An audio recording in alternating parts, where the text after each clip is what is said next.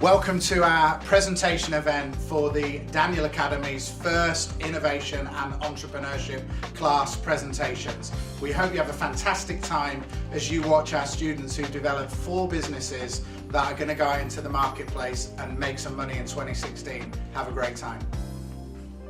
Hello fellow entrepreneurs, we are MyBoxy. Have you ever felt the pressure of what to get someone for their birthday? It's the worst feeling when you walk into the store and have no idea where to start. We have the solution for you. MyBoxy provides you with a unique box containing items that you will like. With MyBoxy, you'll never have to worry about getting the perfect gift again. MyBoxy is a subscription box company designed for each season. This will provide you with a very unique gift for your family, friend, or loved one. Your Boxy will be designed containing unique items from local small businesses, which will in essence promote our company as well as theirs. We will then take those products, stick it into our own unique box with our logo, and ship it right to our consumer. MyBoxy is targeted towards many different ages, but the design will appeal to 20 to 30-year-olds. There are competitors in this business area, such as Birchbox, which is a makeup subscription box, Harry and David, which sells treats, and Datebox, which is a date night box. But our company is unique because we help promote small businesses by using their items in our box. I'm Naomi, and I do web design and help with organization in the group. My name is Olivia, and I'm the box designer and the social media coordinator. I'm Raylan, and I created the rough draft of the website. I'm Malachi, and I do the marketing research as well as presentation prep. The cost of purchase of one box will be no higher than $40, not including shipping. We hope to have put this box together for no less than $20 so that we can stick to as close as a 50% margin as we can. As a group, we have walked hand in hand, overcoming problems with solutions.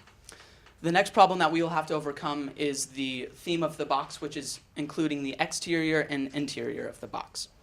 We know that there will be other challenges along the way, but this will in essence promote our company. We know that MyBoxy will be so good, you might want to keep it. So I guess my first question would be, have you researched how many or percentage-wise of 20 to 30-year-olds are investing in something like one of the other companies that you are that you're talking about kind of comparing your stuff to, like Birchbox? We have not researched that specific task. We have researched what age groups of other companies, and that is usually 20 to 30-year-olds. It kind of varies between the box, but Birchbox, it's usually 20 to 30-year-olds because they want to go on a date and use Birchbox. A question that I would have for you guys is, on your milestones, do you have any numbers for your first year of business of subscriptions that you would want to hit to make this, worthwhile for what you guys are doing? we don't exactly know what number we'd like to reach with subscribers, but we'd like to first, because we don't know who we're going to be selling to if at the beginning, but we'd probably want to maybe reach out to the school kind of area and then do out at malls and stuff and just have places there where we can just advertise it and get it out there.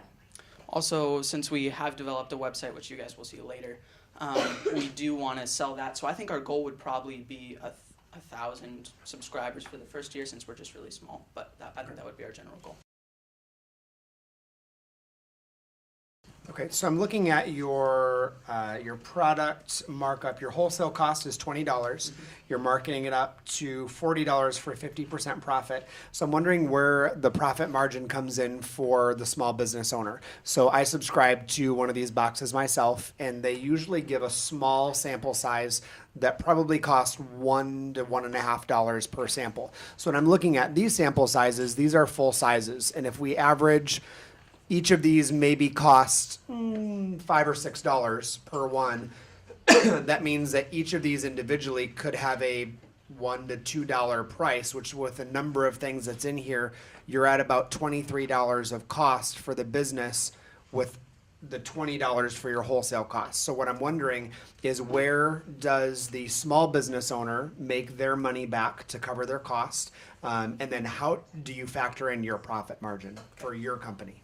I know as a company, we have a goal to do smaller boxes as well as bigger boxes, which will vary in prices and shipping costs and everything, which, to answer that question, I think we will mark up. That's our biggest box that we will have. We'll mark it up a little bit more than 50, but we just gave the general average of what our boxes will cost. It'll be probably 50, I would guess, and that'll give us room to vary between those kinds of things. And where do you make money, and where does the small business make their money? We will make the money through the sale because we have a 40% margin. I'm not. And where does the small business owner get money? If you get the 40%, Okay. where does the Peculiar Spice Company get their money from? So if we mark up that box an extra $10, I think that will give us the amount of money for our sales as well as theirs. So probably like $5 each. Yeah. So now, I think you're misunderstanding Chris's question. You're buying in bulk, so the reason Yeah. that company is making money is because they might only sell 5 products a month. By going through my boxy, they're going to sell 200 guaranteed. So my boxy is going to buy upfront cheaper, so they make their money because they sell it to them wholesale. Does that make sense? Yep. That's what they've talked about before. Okay. I don't know how to answer that question. That is, a lot of small businesses, they do small batches. So if they're doing the soap, if they're doing their own lip balm, they have one size and that's it. So for them to produce a whole other size that's smaller as a sample size would be a little bit tricky within that price margin. So what I would recommend is modify the product so you're either doing smaller boxes with way fewer 3 to 5 items versus 10 items. So that way you're able to sell it still at a little bit higher, executive price point, but then there's also profit margin for them. The other thing that I would include that I know some of the other companies, Charin, Birchbox, what's the Birchbox for women? I can't remember the name of it, does really well is they put in these gorgeous descriptions of every product of why it's the best product on the face of the earth. So right now when I see the actual product, I go, candle maybe, I think, so it takes me a while to figure out kind of what's what. So they just do a small little index card of here's your box, and usually on the back of that they put in either a discount code for the website. So if they go onto your website or go to Peculiar Spice Company, they can get it at a cheaper price. So what that does for the mom and pop shop that you guys are targeting is it really brings people directly to them, and you're getting the traffic on your website. Does that make sense? So because the goal would be to get their product out there, so they want to keep doing business with you. So they're giving you more and more products, and then that broadens your audience quite a bit on it. So that would be my thought. Yeah, I would consider investing with some similar improvements, right? Because the play that you're going on, this is really a sales and marketing issue. People have to believe that what they're getting is something that they can't just go to the store and easily get themselves. Yes. And so you guys have to present yourselves as the absolute experts of knowing what people in this age range want, and that you're going to put the very best items together for them month in and month out. Yep. And so these have to be hard to find, unique things, but things that people really want and want to support. Find companies who do, impact things locally, or whatever the case would be, that you would want to get behind. So even if it's the same product that you can go to Target and get, we'd rather get it through you because we know there's an impact. So you have to be the experts, that you curate these craft boxes that you're not going to be able to get unless you spend, several days running around to different places trying to pick all this stuff out. Yeah. And so because nobody wants to do that, it's a better deal for them to get your box, and they trust you as the expert that you're going to put together items that they're going to really like. Yep. So if that was in place, and that's how if you guys are able to really pull that off, then I think it would have a shot. Good afternoon, ladies and gentlemen. I'm very honored today to present to you our company, Punked. Now, have you ever been to a costume party and that requires costume attire? So you go online, you're searching for costumes, you're checking Craigslist, you're talking to friends, you're seeing if you can find something that works for you, and you realize everything is really overpriced. So what you do is you actually do find a good deal eventually. You order it, you get it in the mail, and you realize that it's plasticky, it's falling apart, it's just generally a piece of junk. At Get Punked, we seek to get rid of this deception and ensure that you're able to buy a great costume for an affordable price. In order to do so, our staff tests the quality of the costume before we buy in bulk and sell to our customers. We pride ourselves in the quality of our products. We are a costume retailer that sells online only for now, but we would like to proceed to selling in a store in the future. Not only do we sell, but we will also buy new and used steampunk clothing from our customers. Now, Annika will explain to you what steampunk is for those of you who don't know. Okay, so steampunk is a vintage style of clothing that incorporates an 1800 vintage style. It has recently become popular among cosplay goers, fantasy art enthusiasts, and for the general costume parties.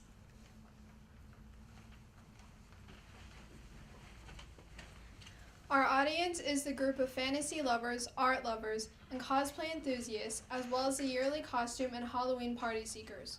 Our target audience is ages 16 through 40. To start our business, we have costs, including the money we need to buy our costumes to rent or sell, our employee salaries, and paying bills such as warehouse to store our costumes, and office. We also have to pay for cleaning and repairs. For example, if one of our costumes gets a tear or a stain, we would be in charge of repairing it or cleaning it. And we are also in the process of developing our website. And to develop it more professionally, we may need to have someone come in and do it for us. And our website is our main source of income. And we acquire money through costume rentals, costume sales, and renting ad space to companies to promote them. Our competition is with several online retailers such as Medieval Collectives and costumes such as Craze.com. But with correct advertising and a quick process, we can easily catch up. Now, who are the minds behind Get Punked? The people that work in our company each have an important role. I'll start with myself, the CEO. Now, I'll let Annika tell you what she does in our company. Like Emmanuel said, my name is Annika. I am the rough draft website designer as well as management, and I also cover inventory and quality checking. I'm Amaria. I do packaging and logo development as well as inventory quality checking and social media promotion.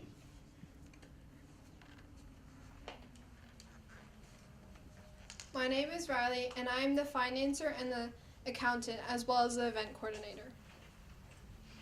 Now, some of our goals for the future is that we will be able to find margins and everything for renting costumes out. Also, we would like to stock up on inventory, and then once we have made enough sales, we would like to hire a professional website designer to go all out on our website. So get punked.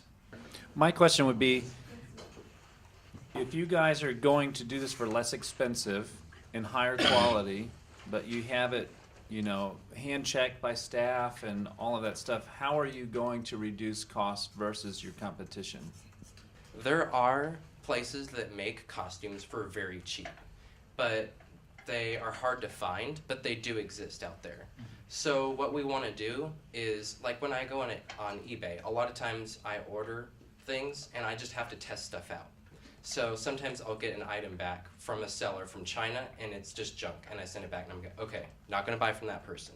And another time I'll get something, I'll say, okay, that was actually well priced and it was good quality. Now what our company wants to do is to be able to do that for you so that you don't have to worry, well, if I order this, is it going to be okay or is it going to come in as a piece of junk?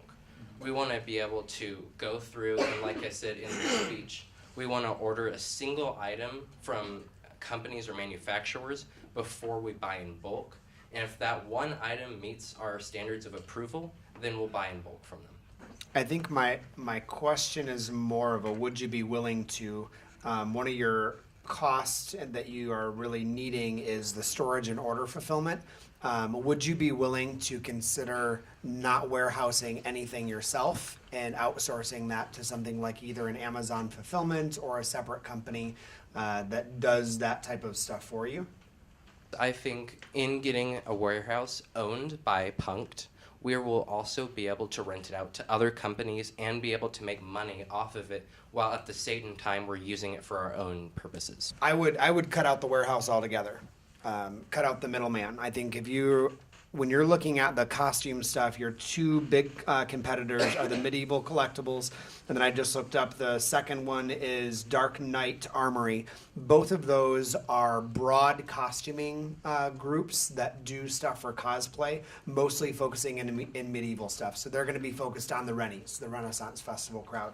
There is not one that is a niche market on the steampunk theme, which surprisingly is with Mad Max and that sort of thing coming out in theaters. There's probably a little bit of a spike. Now the problem is going to be there's not always going to be a spike. So you may need to start planning for some flexibility in your target audience, because those steampunk has got a resurgence right now because of the Mad Max 2 that came out, and then the next ones that are coming up.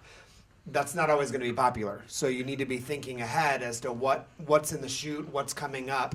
As far as the shipping goes, Amazon just announced this week that they're opening their own shipping company to fight against UPS and US Postal Service and that sort of thing, which is probably going to be a pretty big slam, pretty big blow to them. So I would really consider investing in your company if you were willing to get away from having your own warehouse and cut out the middleman and then outsource that to somebody else.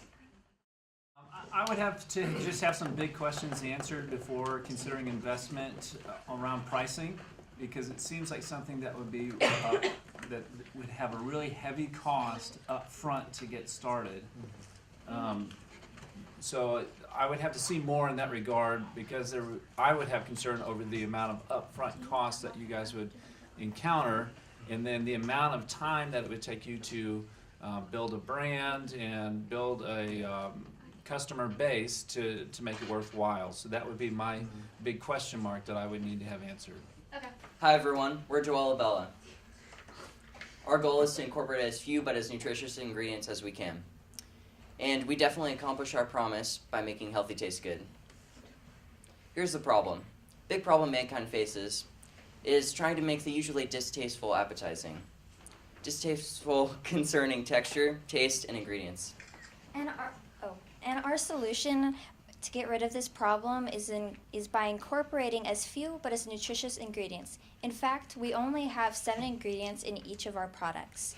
As a result, we accomplish our promise of making healthy taste good. At the moment, we only have 3 products to speak of. We have a harvest loaf, which is a pumpkin bread that includes chocolate chips and cranberries that we only sell during the winter holidays, along with a year-round banana chocolate chip nut bread. It's a loaf that we sell year-round again, and it includes organic bananas, walnuts, and premium chocolate chips. We also have snowball cookies, which are originally called Norwegian snowball cookies. They're a treat that we sell during the winter holidays as well, and they include walnuts, organic coconut oil, and white rice flour. Our treats are gluten-free as well as vegan, and they are soy-free and preservative-free. Our target market is typically ages 20 to 30, but really for anyone. And products are for people looking to be healthier, people looking to lose weight, people that have allergies or require a specific diet due to a variety of medical reasons. Whatever the issue, we certainly want to help. Our competition is online as well as local. Mud Pie Vegan Bakery and Coffee House is a local establishment located in Westport that sells vegan pastries and vegan coffee, and veganessentials.com is an online business that offers a variety of vegan and gluten-free baked goods as well. But we're sure that with strategic advertising, we are sure to get our name out there and get ourselves well known. Our team, starting with me, I do market research along with design. I'm Melody, and I'm in charge of creating recipes and the source of the company's vegan knowledge. I'm Zarabal, and I help with design as well as helping Melody with making the recipes. Jenna is a member of our team that is currently not able to be here, but she deals with publication, design, and market research. Concerning our finances, we each previously contributed $20 to our company. And from here on out, our money, and that went towards ingredients, by the way. From here on out, our money will go to first, restocking ingredients, second of all, reimbursing ourselves, and third of all, getting our name out there with marketing and some advertising.